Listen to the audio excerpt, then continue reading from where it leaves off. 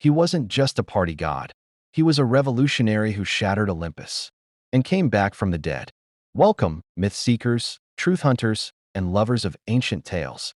You've just stepped into another world. This is Myth or Real, the channel where legends breathe and gods whisper through time. If you're drawn to forgotten lore, ancient chaos, divine vengeance, and gods who walked like men, you're in the right place. Don't forget to hit that like button, subscribe, and ring the bell. It helps me enormously, and best of all, it costs you nothing. The story of Dionysus, the twice-born god. Tonight, we uncork the story of a god who defied rules, shattered boundaries, and danced between madness and ecstasy. He is the god of wine, revelry, chaos, and rebirth. But he is more than that, much more.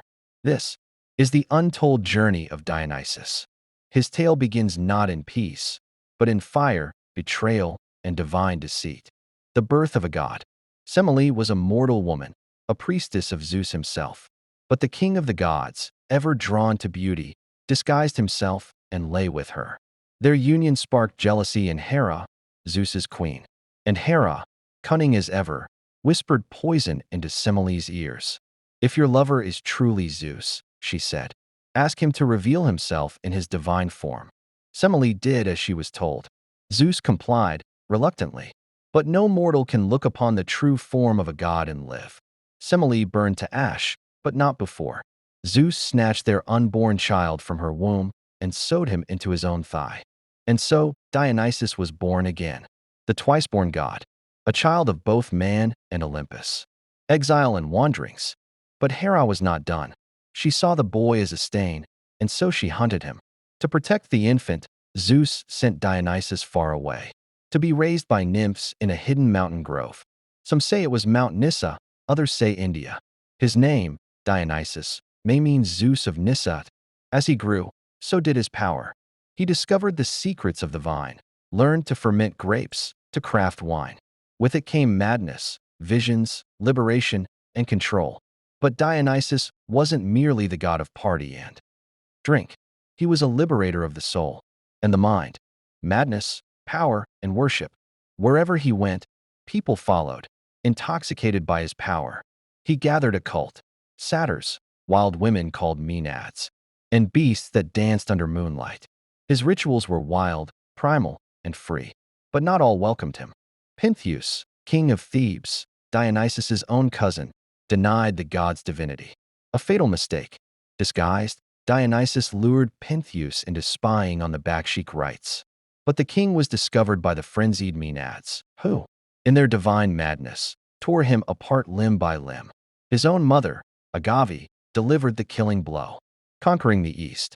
Few know this, but Dionysus was a conqueror, not of lands, but of minds. He marched east, all the way to India, spreading wine, ecstasy, and worship. He rode in a chariot pulled by panthers, with armies of dancers, beasts, and gods behind him. Cities fell, not to swords, but to the vine.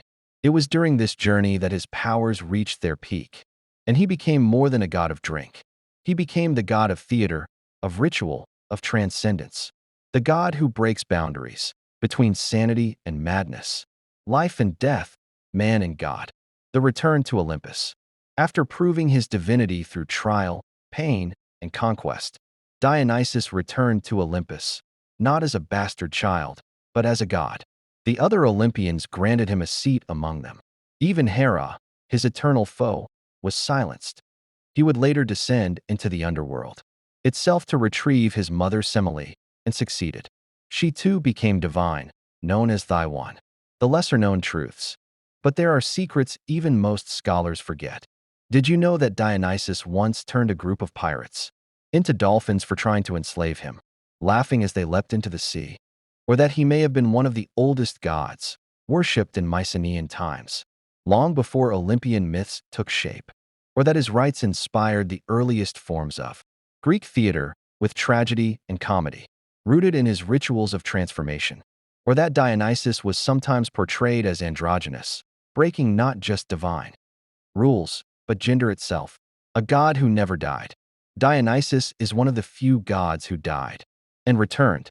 A god of rebirth, he represents chaos and freedom, the breaking of chains, the wildness beneath the mask of civility. He is not just wine and ecstasy.